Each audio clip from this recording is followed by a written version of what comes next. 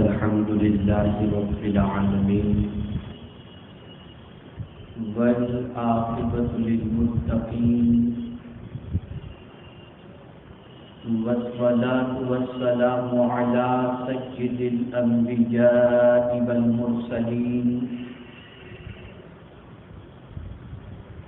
وعلى آله وأصحابه الطيبين الطاهرين أما بعد فأعوذ بالله من الشيطان الرجيم بسم الله الرحمن الرحيم إنه يعلم الجهر وما يخفى ونيسرك لليسرى فذكر إن نفعت الذكرى سيذكر من يخشى ويتجنبها الأشقى الذي يصلى النار الكبرى ثم لا يموت فيها ولا يحيا صدق الله العظيم. الصلاة والسلام عليك يا رسول الله الصلاة والسلام عليك يا حبيب الله الصلاة والسلام عليك يا نبي الله الصلاة والسلام عليك يا نور الله وعلى آلك وأصحابك يا حبيب الله صلى الله تعالى عليك وسلم. میرے پیارے آقا صلی اللہ تعالی علیہ وسلم کے پیارے دیوانوں، گزشتہ ہفتواری تربیتی اجتماع میں خوش نصیب کون اس کے حوالے سے آپ نے کچھ باتیں سماعت فرمائی تھی.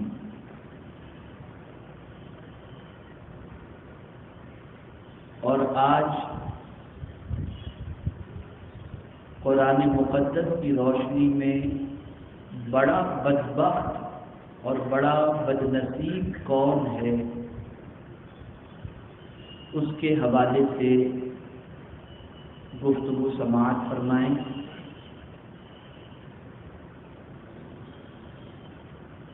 تاکہ یہ محسوس کیا جا سکے کہ خوش بختی کسے کہتے ہیں، بدبختی کسے کہتے ہیں، اور خوش بخت آج کے دور میں کون ہے اور بدبخت آج کے دور میں کون ہے. امت مسلمہ کی یہ سب سے بڑی غلطی رہی کہ اس نے قرآن مقدس اور آقا کریم رؤوف الرحیم علیہ التحیۃ والتسلیم کے فرمودات کی روشنی میں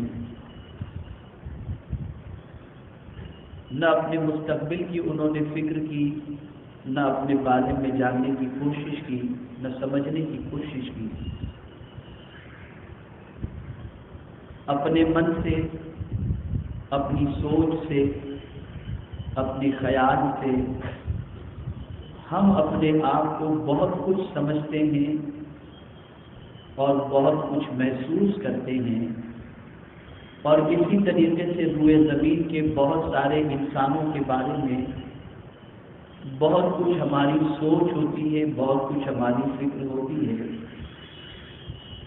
لیکن ہم قرآن مقدس کی روشنی کے اندر طبقات انسانی میں خوش نصیب اور بد نصیب کو سمجھنے کی کوشش کریں.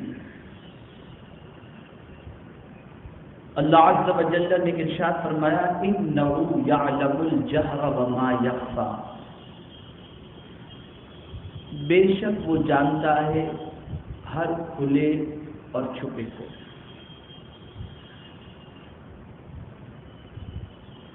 وَنُيَسِّرُكَ لِلْيُسْرَىٰ، اور ہم تمہارے لیے آسانی کا سامان کر دیں گے۔ فَذَكِّرْ إِن نَّفَعَتِ الذِّكْرَىٰ، تم نصیحت فرماؤ اگر نصیحت کام دے۔ اب خوش نصیب کون ہے؟ اس کو قرآن اجاگر کرتا ہے۔ آقا کریم صلی اللہ علیہ وسلم سے فرمایا تم نصیحت کرو اگر نصیحت کام دے۔ تو اب نصیحت کون قبول کرتا ہے اور قبول کرنے والا کیسا انسان ہے؟ تو میرے کریم نے فرمایا سَيَذَّكَّرُ مَن يَخْشَىٰ، ان قریب نصیحت مانے گا جو ڈرتا ہے۔ جو اللہ سے ڈرتا ہے وہ نصیحت مانے گا۔ جس کے دل میں اللہ کا خوف ہے وہ نصیحت مانے گا۔ جس کے دل میں اللہ عز و جل کی خشیت ہے وہ نصیحت مانے گا۔ اور جب کوئی نصیحت مان لے اللہ عز و جل کی، اللہ عز و جل کے پیارے حبیب صلی اللہ علیہ وسلم کی، اور نصیحت کو قبول کر لے،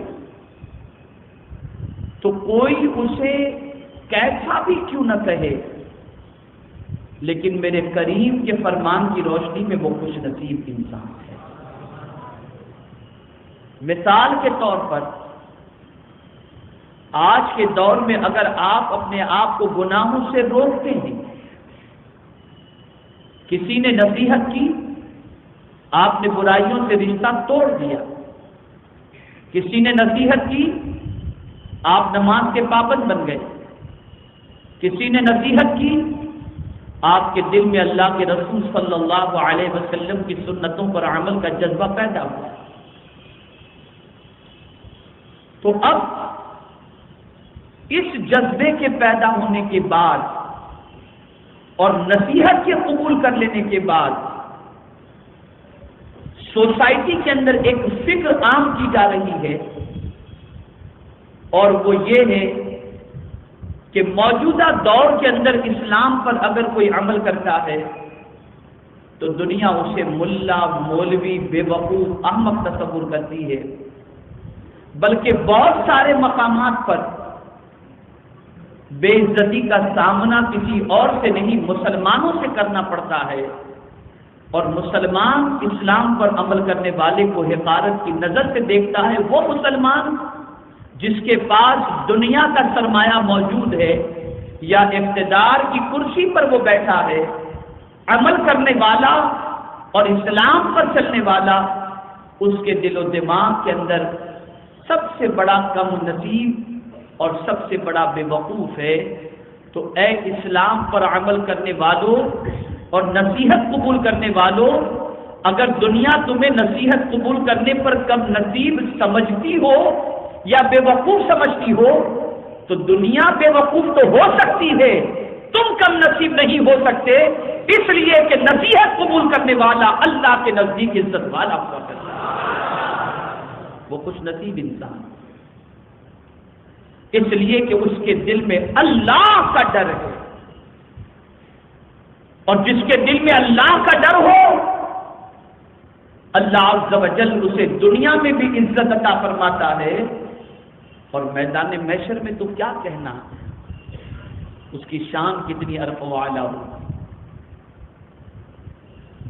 میدان محشر میں اللہ سے ڈرنے والے کی پوزیشن قرآن کہتا ہے کہ یہ ہوگی کہ فرشتے اسے رحمان کی طرف لے جائیں گے۔ کیسے لے جائیں گے؟ کس طرح سے لے جائیں گے؟ تو قرآن کہتا ہے یوم نحشر المتقین الی الرحمن وفدا، قیامت کے دن متقین رحمان کی طرف اس حال میں جائیں گے کہ وہ رب کے مہمان ہوں گے اور رب ان کا میزبان ہوگا۔ تو اللہ سے ڈرنے والے بندے کو اللہ دنیا میں بھی عزت عطا فرماتا ہے اور آخرت میں بھی اگر نصیحت قبول کرنے کا جذبہ پیدا ہو جائے اور اللہ اور اس کے رسول کے ارشادات کے اثرات دل پر مرتب ہونے لگیں اور گناہوں سے نجات اور گناہوں سے چھٹکارے کا جذبہ پیدا ہو جائے تو اللہ کا شکر ادا کرو کہ اللہ عز و جل نے آپ کو اپنے خوش نصیب بندوں کے اندر شمار فرما لیا۔ اب آئیے، بد نصیب کون ہے؟ تو قرآن کہتا ہے وَيَتَجَنَّبُهَا الْأَشْقَى،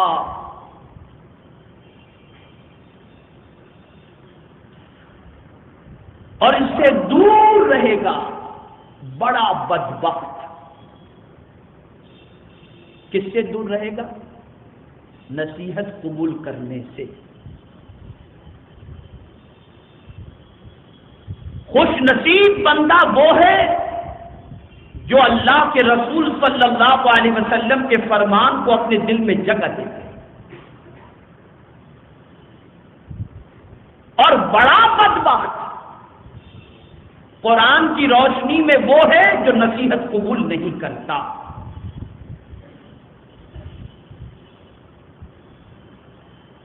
اب اگر ہم سوسائٹی کا جائزہ لیں، معاشرے کا جائزہ لیں، روئے زمین پر انسانوں کی زندگی کا جائزہ لیں اور انسانوں سے پوچھیں کہ آپ ذرا اپنی عقل کی روشنی میں بتائیے کہ خوش نصیب کون ہے اور بد نصیب کون، تو مسلمان اپنی عقل کے تھرمامیٹر کے ذریعے بتائے گا آسائش کے سارے سامان جس کے پاس موجود ہوں وہ خوش نصیب ہے، گاڑی جس کے پاس وہ خوش نصیب، بنگلہ جس کے پاس وہ خوش نصیب، بینک بیلنس جس کے پاس وہ خوش نصیب، تندرستی جس کے پاس وہ خوش نصیب، جن کی بچیوں کی شادیاں ہو جائیں وہ خوش نصیب، جن کی بچیوں کا اور بچوں کا کوئی ٹینشن نہ ہو وہ خوش نصیب۔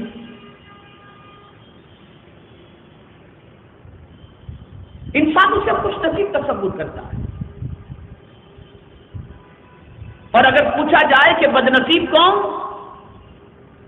تو آج کا انسان یہ کہے گا جس کے پاس رہنے کو مکان نہ ہو، کھانے کو غذا نہ ہو، پہننے کو کپڑا نہ ہو، بیماری میں گرفتار ہو، مصیبتیں اس کے دروازے پر دستک دے رہی ہوں، پریشانیوں کے بادل منڈلا رہے ہوں، غموں میں گھرا ہوا ہو، جس کے پاس یہ ساری چیزیں ہیں وہ بد نصیب۔ لیکن میرے کریم نے فرما دیا، واضح لفظوں میں فرما دیا، یہ تمہاری عقل کا پیمانہ ہے، تم اس سے بد نصیب کیسے ہو؟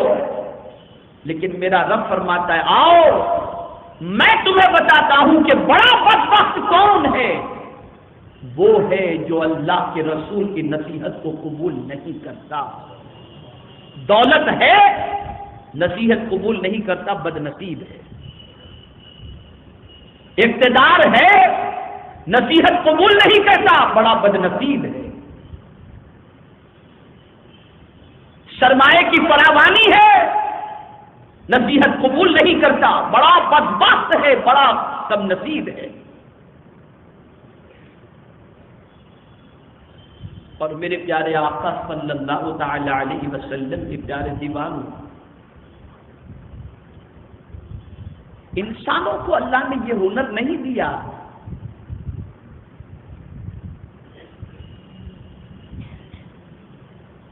کہ وہ کسی کی پیشانی کو دیکھ کر یہ کہہ دے کہ یہ خوش نصیب ہے اور یہ بد نصیب ہے۔ یہ عام انسانوں کی پوزیشن نہیں ہے، یہ طاقت انسانوں کے پاس نہیں ہے۔ ہاں، اللہ عز و جل نے اپنے چنندہ بندوں کو یہ توفیق عطا فرمائی ہے جو انسانوں کی زندگی کو دیکھ کر، اس کے عادات و اطوار کو دیکھ کر، اس کے احوال و قوائف کو دیکھ کر انسان یہ کہتا ہے کہ یہ خوش نصیب بندہ ہے۔ مثال کے طور پر ہماری سوسائٹی میں سسٹم یہ ہے کہ خوش نصیب اور بد نصیب کے حوالے سے دنیا دار لوگ اپنا اوپینین اور اپنا نظریہ پیش کرتے ہیں، اور کبھی ایسا ہوتا ہے کہ گنہگار فساق و فجار یہ کسی کے بارے میں کہہ دیتے ہیں یہ بڑا خوش نصیب ہے، جیسے آج کل چلتا ہے کہ فساق و فجار کسی کو بیلے کچیلے کپڑے میں دیکھ کر کہہ دیتے ہیں بڑے پہنچے ہوئے بابا جی، کہہ دیتے ہیں یہ تو ولی ہے، کہہ دیتے ہیں۔ ایک بے نمازی خلاف شریعت و سنت زندگی گزارنے والا شخص وہ کسی کے بارے میں بھی بالولی اور پتہ نہیں کیا کیا کچھ نہ کچھ بناتے چلے جاتے ہیں۔ تو شرعی اعتبار سے ہر عام آدمی کے قول کو دیکھ کر اپنا نظریہ قائم نہیں کرنا چاہیے، ہمیشہ اعتبار اچھوں کے قول کا ہوا کرتا ہے۔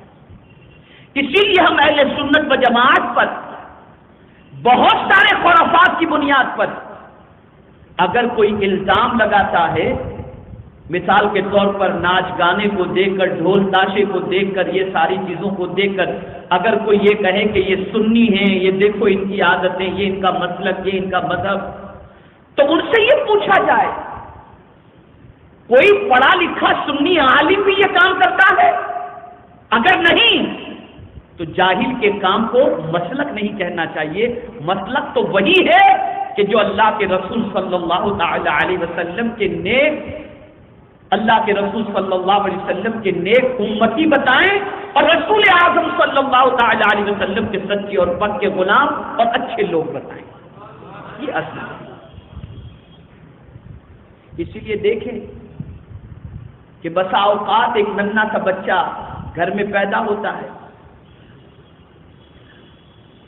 اور دیکھنے والے بزرگ ہوں تو دیکھتے ہی کہہ دیتے لگتا ہے یہ مستقبل میں اللہ کا ولی ہوگا۔ کیوں؟ اور اس کی بات کو لوگ مان بھی کیوں لیتے؟ جیسے سرکار حضور مفتی اعظم ہند علیہ رحمت پیدا ہوئے،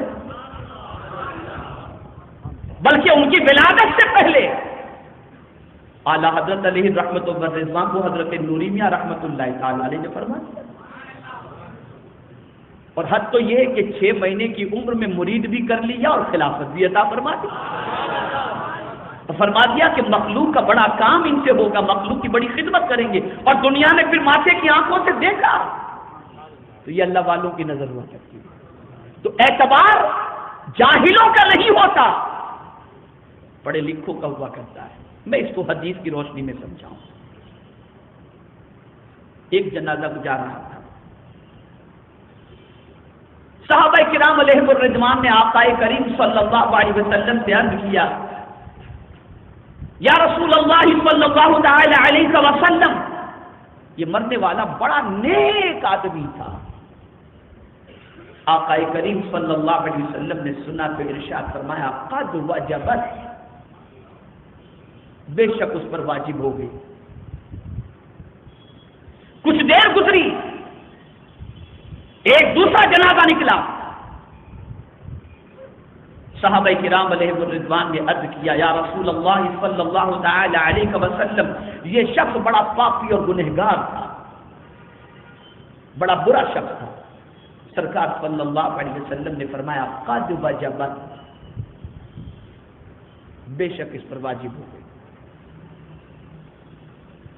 پہلے جنازے کی صحابہ نے تعریف کی، تب بھی سرکار نے قد وجبت فرمایا۔ دوسرے جنازے کی صحابہ نے برائی کی، سرکار صلی اللہ علیہ وسلم نے اس کے لیے بھی فرمایا قد وجبت۔ صحابہ کو تعجب ہوا، عرض کرتے ہیں یا رسول اللہ صلی اللہ تعالی علیہ وسلم، ایک جنازے کی تعریف کی گئی تب بھی آپ نے وجبت کہا، قد وجبت، اور دوسرے جنازے کی برائی کی گئی تب بھی آپ نے فرمایا قد وجبت، تو سرکار کیا واجب ہو گئی؟ دونوں پر کیا واجب ہو گئی؟ اب وہ صحابہ تھے، ان کا نظریہ اچھا تھا، ان کی سوچ اچھی تھی، ان کا اوپینین اچھا تھا. تو میرے آقا صلی اللہ تعالی علیہ وسلم نے ارشاد فرمایا جس جنازے کی تم نے تعریف کی، میں نے کہا قد وجبت، بے شک اس پر واجب ہو گئی، یعنی اس پر جنت واجب ہو گئی. اور جس جنازے کی تم نے برائی کی، میں نے کہا قد وجبت، اس پر جہنم واجب ہو گئی. اس لیے کہ اس کے اچھے اور برے ہونے کی گواہی کسی اور نے نہیں دی، میرے صحابی تم نے دی. تم نے دی. میرے پیارے آقا صلی اللہ تعالی علیہ وسلم کے پیارے دیوانوں، تو بدبخت قرآن جسے ڈکلیئر کرے، اب جاہل ہزار اسے نیک بخت کہے، لیکن جاہل کے کہنے پر وہ خوش بخت نہیں ہو سکتا. خوش بخت وہی ہے جسے خدا خوش بخت کہے، اور بدبخت بھی وہی ہے جسے اللہ بدبخت فرمائے. اب یہاں یہ بات واضح ہو گئی کہ ہم اگر سوسائٹی کا جائزہ لیں تو نصیحت قبول کرنے والوں کی تعداد کتنی ہے اور نصیحت سے دور رہنے والوں کی تعداد کتنی ہے. اگر عالمی سطح پر مسلمانوں کا سروے کیا جائے تو میرے پیارے آقا صلی اللہ علیہ وسلم کے پیارے دیوانوں، ہزارہ تقاریر، ہزارہ لٹریچر اور ہزارہ دعوت و تبلیغ کے کام کی انجام دہی کے باوجود اگر سوسائٹی کے اندر پرسنٹیج نکالا جائے تو نصیحت قبول کرنے والوں کا پرسنٹیج برائے نام شاید آپ کو کہیں ملے. اسی وجہ سے آج کا مسلمان تباہی اور بربادی کے دہانے پر پڑا ہوا ہے.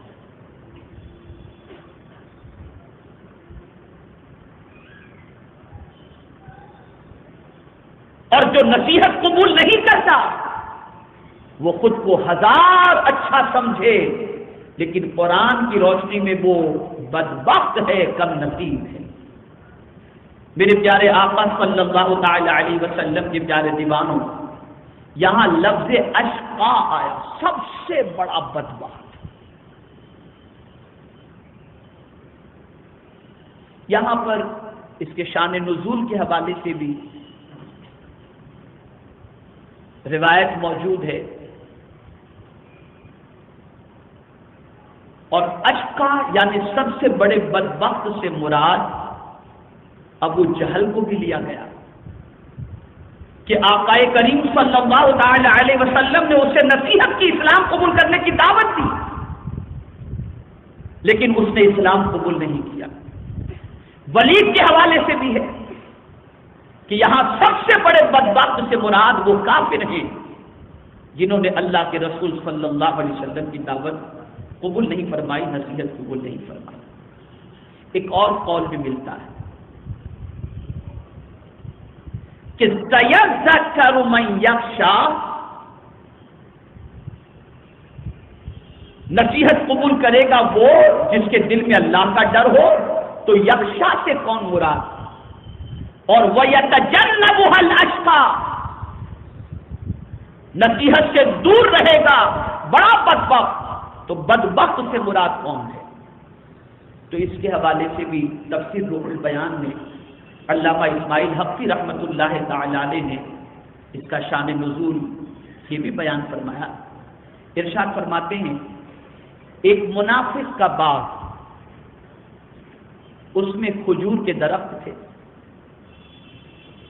اور اس کے کھجور کی درخت کی کچھ ٹہنیاں، کچھ پھل ایک انصاری صحابی کے دالان کے اندر، آنگن کے اندر اس کے کچھ کھجور گر جایا کرتے. کھجور کی ٹہنی اس طرف تھی تو کچھ کھجور کے پھل اس میں گر جایا کرتے. تو آقا کریم رؤوف الرحیم علیہ التحیۃ والتسلیم نے اس منافق سے سرکار نے فرمایا کہ انصاری، اے شخص، جو کھجور، جو پھل انصاری کے گھر میں گر جاتے ہیں تو اسی کو دے دے، اور اس کے عوض میں مجھ سے جنت لے لے. کیا فرمایا سرکار نے؟ اس کے عوض میں مجھ سے جنت کا باغ لے لے. اس نے جواب میں کیا کہا؟ اس نے کہا یا رسول اللہ صلی اللہ تعالی علیہ وسلم، ادھار پر میں کوئی سودا نہیں کرتا، نقد کی بات کرو، اور نقد کے عوض کے اندر ادھار میں کوئی چیز نہیں دے سکتا. یعنی اب جنت تو بعد میں مرنے کے بعد ملے گی والی پوزیشن ہے، تو اس کو اس نے ادھار کہا، اس کو اس نے ادھار کہا. اور جو کھجور کے پھل مل رہے تھے اسے اس نے نقد سمجھا. تو اب انکار کرنے پر اس کے دل میں چھپا ہوا جو نفاق تھا کہ اسلام کا لباس تو اوڑے ہوئے تھا، حضور پر بر مٹنے کی بات بھی کر رہا تھا، لیکن سرکار نے جب فرمایا کہ تو دے دے، میں اس کے عوض میں تجھے جنت کا باغ دوں گا، تو جب اس نے یہ بات کہی کہ میں نقد کو ادھار کے عوض میں کیسے دوں، اس کی منافقت ظاہر ہو گئی. تو یہ ہے کون شخص؟ سب سے بڑا شقی بدبخت. اب وہ جس نے نصیحت قبول کی وہ کون؟ تو وہ ہیں حضرت عثمان غنی. انہوں نے آقا کریم صلی اللہ علیہ وسلم سے عرض کیا یا رسول اللہ صلی اللہ تعالی علیہ وسلم، میں اس منافق سے سودا کرتا ہوں. اور گئے اور منافق سے کہا ایک کام کر، تیرا باغ مجھے دے دے، میرا باغ تو لے لے. اور وہ باغ انصاری کو سرکار صلی اللہ علیہ وسلم کے صحابی کو حضرت عثمان غنی رضی اللہ تعالیٰ عنہ نے عطا فرما دیا. تو قرآن کہتا ہے نصیحت قبول کرنے والے، جو اللہ سے ڈرنے والے، وہ حضرت عثمان غنی. اور نصیحت جس نے قبول نہیں کی وہ بدبخت کون ہے؟ وہ منافق ہے، وہ منافق ہے. اور ایک روایت یہ بھی ہے کہ ولید اور ابو جہل یہ سب سے بڑے بدبخت ہیں. اب آپ سوچو کہ جو بدبخت ہے، جو کم نصیب ہے، جو نصیحت قبول نہیں کرتا، اس کا ٹھکانہ کیا ہے؟ کون سا اس کا ٹھکانہ ہے؟ آپ اس ٹھکانے کو سنیں گے تو آپ کو تعجب بھی ہوگا، اور اللہ عز و جل کا ڈر بھی دل کے اندر پیدا ہوگا. قرآن اس شخص کا جو بدبخت ہے اس کا ٹھکانہ بیان کرتا ہے، الذی یصلی النار الکبریٰ، جو سب سے بڑی آگ ہے اس میں جائے گا. سب سے بڑی آگ، خالی آگ نہیں فرمایا گیا. اس لیے کہ یہ بات ذہن میں رکھیں کہ آگ دو طرح کی ہے، ایک نار صغریٰ اور ایک نار کبریٰ. یہ جو ہم کھانا پکانے کے لیے جو آگ کا استعمال کرتے ہیں، یہ جو آگ ہے دنیا کی آگ، دنیا میں جو آگ ہے یہ نار صغریٰ ہے. اور نار کبریٰ یہ جہنم کی آگ ہے، جہنم کی آگ. جہنم کی آگ کو 70 مرتبہ جب دھویا گیا اور اس کی گرمی کو کم کیا گیا اور ٹھنڈا کیا گیا، تب جا کر یہ دنیا کی آگ استعمال کے لائق بنی ہے. تو اب وہ شخص جو سب سے بڑا بدبخت ہے کہاں جائے گا؟ نار کبریٰ میں جائے گا. کہاں جائے گا؟ نار کبریٰ کے اندر، جہنم کی آگ کے اندر جائے گا. اب جہنم کی آگ میں جانے کے بعد اس کا حال کیا ہوگا؟ یہ بہت سمجھنے کے لائق چیز ہے.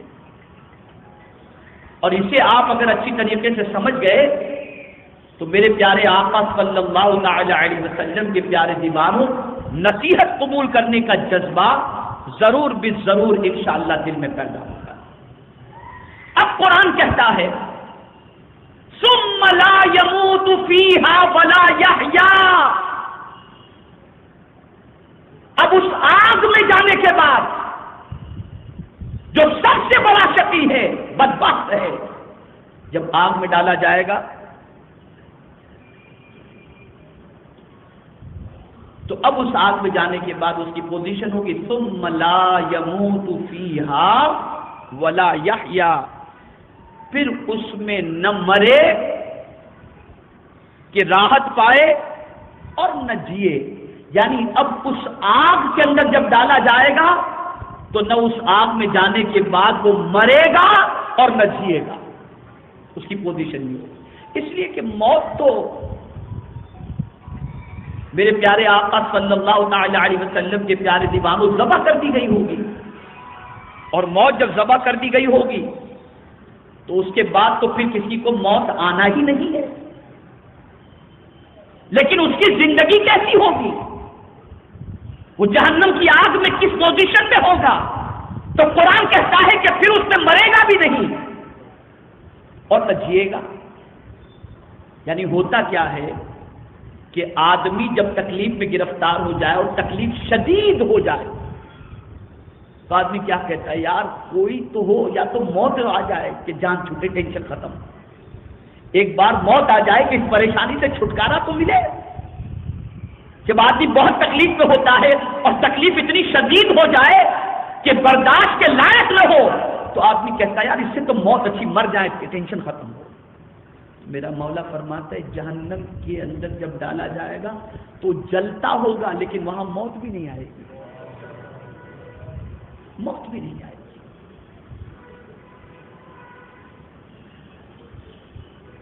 اور نہ جیے گا، اس لیے کہ جینا اس کو کہتے ہیں جس میں راحت ہو، اور جس زندگی میں راحت نہ ہو انسان اس زندگی کو پسند نہیں کرتا، اس سے تو مر جانا پسند کرتا ہے۔ تو اب ایسا شخص جو نصیحت قبول نہیں کرتا وہ جہنم میں ڈالا جائے گا، نہ وہاں پر جیے گا نہ وہاں پر مرے گا، بلکہ معلق پوزیشن ہوگی کہ عذاب الہی کے اندر ہی گرفتار ہوگا۔ اے رسول اعظم صلی اللہ تعالی علیہ وسلم کے پیارے دیوان، اب یہاں سے یہ بات سمجھ میں آئی کہ اگر روئے زمین پر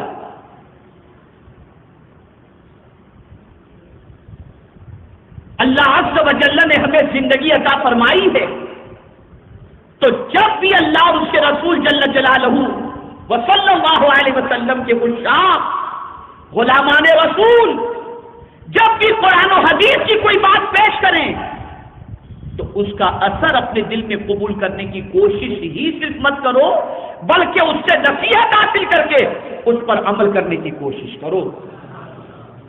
اور اگر عمل کا جذبہ پیدا ہو جائے تو اللہ کا شکر ادا کرو کہ اللہ نے خوش نصیبوں کی فہرست کے اندر ہمارا شمار فرما دیا، شمار۔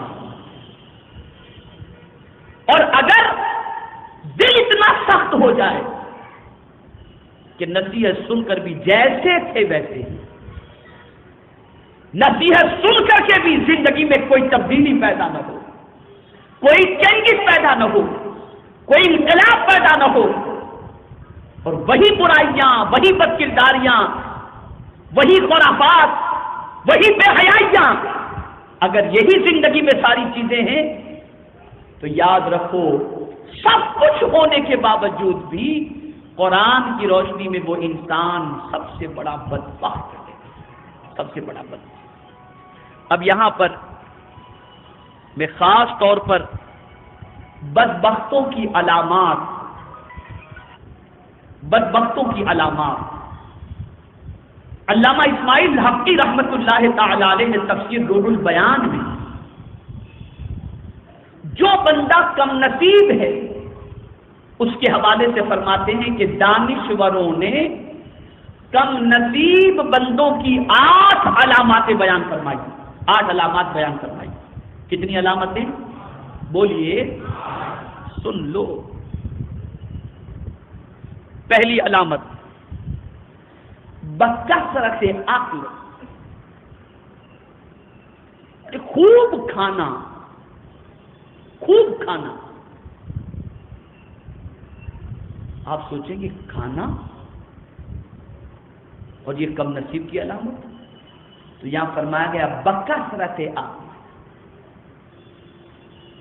یعنی کھاتے ہی رہنا، صرف کھاتے ہی رہنا، اور بہت کھانا، بہت کھانا۔ یہ بہت کھانے والا انسان خوش نصیب نہیں ہوتا، کم نصیب ہوا کرتا ہے، یہ اس کی علامت۔ اسی طریقے سے فرمایا گیا بکثرت شرب، کثرت سے پینے والا، پیتا ہے، مشروبات ہوں، اب تو دیکھیں چلتے پھرتے ٹھنڈا پیتے رہتے ہیں سب، ناجائز یا حرام جو چیزیں ہیں وہ اپنی جگہ پر ہیں، لیکن یہاں کثرت کا حکم ہے۔ اب آپ سوچتے ہوں گے کہ یار کثرت سے کھانے اور پینے میں کیا مشکل بات ہے، کیا مذائقے کی بات ہے؟ تو آئیے میں اس کو حدیث کی روشنی میں سمجھاؤں۔ آج جو ہماری کھوپڑیاں کام نہیں کرتی ہیں، جو بھی آیا ہمیں اٹھا کے کہیں بھی لے گیا اور چلتے بن گئے۔ مسلمان دماغ کے اعتبار سے جو پیدل بن گیا، کوئی حکمت کی باتیں نہیں نکلتی، کوئی دانش مندی کی بات نہیں نکلتی، کوئی عقل کو حیران کرنے والی بات نہیں نکلتی، حکمت و دانائی کی بات نہیں نکلتی۔ اس کی وجہ بھی ایک یہ ہے، میں آپ کو اپنا ایک واقعہ بتاؤں۔ میں کینیڈا سے آ رہا تھا اور رات کو تقریباً 2:30 پونے 3 بجے میری فلائٹ لینڈ ہوئی، اور اتفاق سے میرے بازو کے اندر 2 گجراتی لڑکے بیٹھے ہوئے تھے۔ راستے بھر بات چیت کرتے ہوئے آئے، ایئرپورٹ پر اترے تو ایک گجراتی بچہ دوسرے گجراتی سے سوال کرتا ہے کہ یار بھوک بہت لگی ہے، فلائٹ میں کھانے میں مزہ نہیں آیا، اس وقت کھانا کہاں ملے گا؟ تو دوسرے گجراتی نے کہا چلو میم کے محلے میں جاتے ہیں، مسلمانوں کے محلے میں اس وقت کھانا ملے گا۔ کہا یار رات کے 3 بج رہے، اس وقت کھانا ملے گا؟ کہاں، ہاں مسلمان کرتے ہی کیا ہے، صبح تک تو کھاتے ہیں اور 12 بجے تک سوتے ہیں۔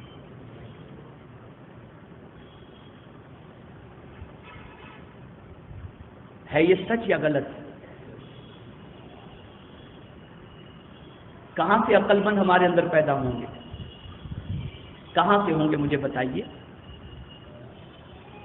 آپ ذرا سوچو، جائزہ لو، یہ گراؤنڈ ریئلٹی ہے، اس کو آپ ڈینائی نہیں کر سکتے، اس کا انکار نہیں کر سکتے۔ آپ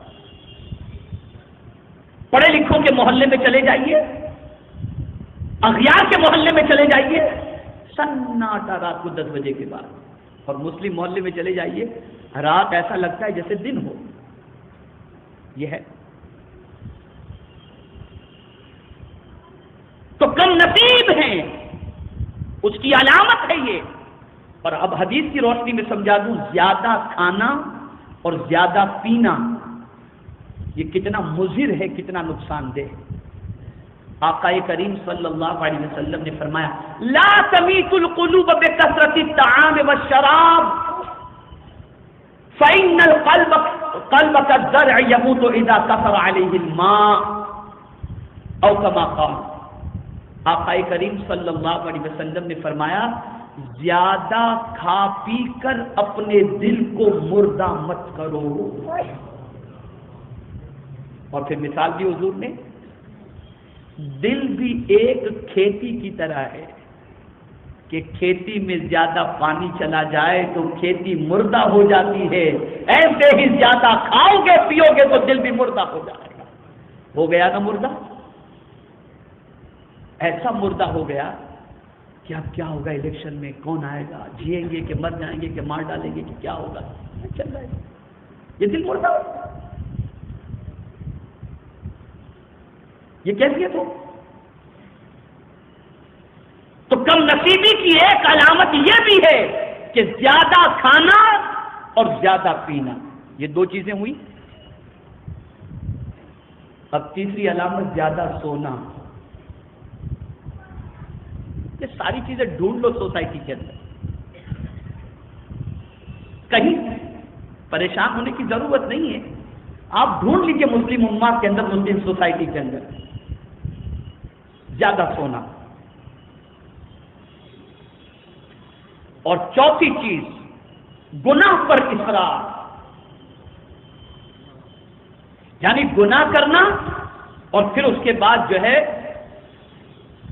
ڈرنا بھی نہیں، اس کے حوالے سے بالکل جو ہے وہ ایکسکیوز پیش کرنا، اور پھر یہیں پر رکتا نہیں ہے بندہ، بلکہ ایک گناہ پر دوسرا گناہ، دوسرے پر تیسرا، گناہ پر گناہ، گناہ پر گناہ کرتے ہی چلتے رہنا ہے، اور اسی پر زندگی گزارنا۔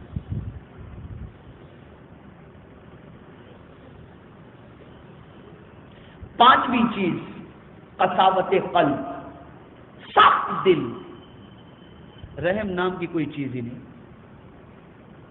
ایک دم سخت دل۔ یہ وہ میں علامتیں بتا رہا ہوں کہ ایک کم نصیب بندہ جو ہوتا ہے نا اس میں یہ ساری چیزیں پائی جاتی ہیں۔ قساوت قلب، دل کا سخت ہو جانا، رحم ہی نہ آئے، اور یہ بھی کم نصیبی کی علامت ہے۔ چھٹی چیز کثرت گناہ، گناہ میں ہی اچھا لگے، اور یہ کہ گناہ کر کے شرمندگی کی بات نہیں، گناہ کر کے فخر کرنے کی بات ہے، اور مزہ اور زندگی کا لطف انسان گناہوں میں تلاش کرے۔ اور میں یہ کہتا ہوں کہ میرے پیارے آقا صلی اللہ تعالی علیہ وسلم کے پیارے دیوانوں، مسلمانوں کے اندر اب گناہوں کی کثرت کا عالم یہ ہے کہ العیاذ باللہ، العیاذ باللہ، وہ کون سا گناہ ہے جو اس وقت امت مسلمہ کے اندر ہوتا ہوا نظر آتا ہو؟ تو یہ چھٹی چیز ہے۔ ساتویں چیز رب کو بھول جانا، رب کو بھول جانا۔ آپ کہیں گے یار اللہ کو کون بھول سکتا ہے، رب کو کون بھول سکتا ہے؟ کہاں یاد رکھا ہے آپ؟ کتنا یاد رکھا ہے ہم نے؟ آپ بتائیے نا۔ اگر کوئی معاملہ ہو کل ملنا ہے یا کل مل لینا، ہم بھول گئے انشاءاللہ، یاد رکھا ہم نے اللہ کو؟ ٹوٹ پڑے کھانے پر بسم اللہ پڑھنا یاد ہے؟ کھا چکے اللہ کی نعمتوں کو بہت ساری، الحمدللہ یاد ہے؟ پانی پینے سے پہلے بسم اللہ یاد رہا؟ ہائے ہیلو کیسے ہو، کیا ہے، کھائے پیے چلے، یاد ہے اللہ؟ تو اگر کوئی یہ سمجھتا ہو کہ لوگوں کے درمیان اللہ کا نام لے کر کھانے سے عزت چلی جائے گی، تو ایسا شخص کم نصیب ہے۔ خوش نصیب وہ ہے کہ ہزار بھلے موجود ہوں لیکن اس میں بھی اپنے رب کو وہ یاد رکھتا ہے، خوش نصیب بندہ ہے، کم نصیب بندہ نہیں۔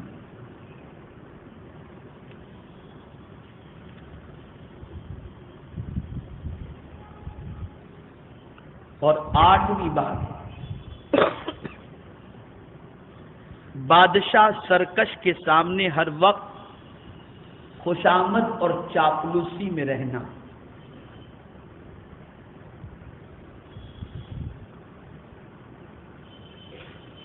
بادشاہ سرکش کے سامنے، جو اللہ کا نافرمان ہے، متکبر ہے، اکڑو ہے، ظالم ہے، ایسے کے سامنے ہمیشہ چاپلوسی کرتے رہنا، ارے یار آپ تو بڑے اچھے آدمی، ارے بادشاہ کیا کہنا۔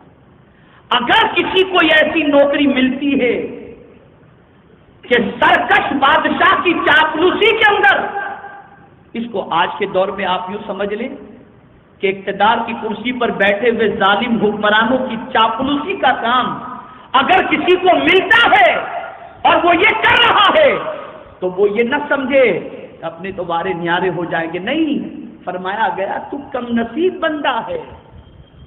کیسا بندہ ہے؟ کم نصیب بندہ ہے۔ میرے پیارے آقا صلی اللہ تعالی علیہ وسلم کے پیارے دیوانوں، تو تفسیر روح البیان میں علامہ اسماعیل حقی رحمت اللہ تعالی علیہ نے کم نصیب بندوں کے حوالے سے فرمایا کہ دانشور فرماتے ہیں کہ کم نصیب بندوں کی، بدبخت بندوں کی جو ہے، شقی بندوں کی 8 علامتیں ہیں، جن علامتوں کو آپ نے سماعت فرمایا، ان میں سے ہر ایک علامت ایسی ہے کہ جس پر تفصیلی گفتگو چاہیے، لیکن میں موضوع کی مناسبت کو سامنے رکھتے ہوئے تفصیل میں جانے کی بجائے بس اب مختصراً آپ کو عرض کر دوں کہ اے رسول اعظم صلی اللہ تعالی علیہ وسلم کے پیارے دیوانوں، یہ بات ذہن میں محفوظ کر لو کہ خوش نصیب وہ ہے جس کے دل میں اللہ کا ڈر ہے، اور جس کے دل میں اللہ کا ڈر ہے اس کی علامت یہ ہے کہ وہ نصیحتوں کو قبول کر لیتا ہے، اور کم نصیب اور بدبخت وہ ہے جس کے لیے جہنم ٹھکانا ہے، جہاں نہ وہ جیے گا نہ مرے گا، وہ شخص ہے جو نصیحتوں کو قبول نہیں کرتا۔ اور جن کی علامات میں سے 8 علامتیں میں نے آپ کے سامنے بیان کی، میں اسی سلسلے کو مزید اس کے آگے کی آیتوں کے حوالے سے آئندہ اجتماع میں عرض کروں گا۔ میری آپ سے گزارش ہے کہ دوست احباب و متعلقین کے ساتھ آپ ہفتہ واری تربیتی سنی اجتماع میں ضرور تشریف لائیں۔ انشاءاللہ العظیم آپ اس موضوع سے متعلق سنیں گے تو آپ کو خود اپنے اندر چینجز پیدا کرنے کا جذبہ پیدا ہوگا، اور آپ اپنے آپ کو انشاءاللہ خوش نصیب لوگوں کی فہرست میں شامل کرنے کے لیے جد و جہد کریں گے، کوشش کریں گے، محنت کریں گے، اور پھر اللہ وہ دن بھی دکھائے گا کہ ہماری دنیا بھی بہتر ہو جائے گی، اور اللہ کے رسول صلی اللہ علیہ وسلم کے صدقہ و فیض ہماری آخرت بھی اچھی ہو جائے گی۔ اللہ مجھے آپ کو سب کو توفیق عطا فرمائے، کہنے سے زیادہ عمل کی توفیق عطا فرمائے۔ وما علینا الا البلاغ المبین۔ السلام علیکم ورحمۃ اللہ وبرکاتہ۔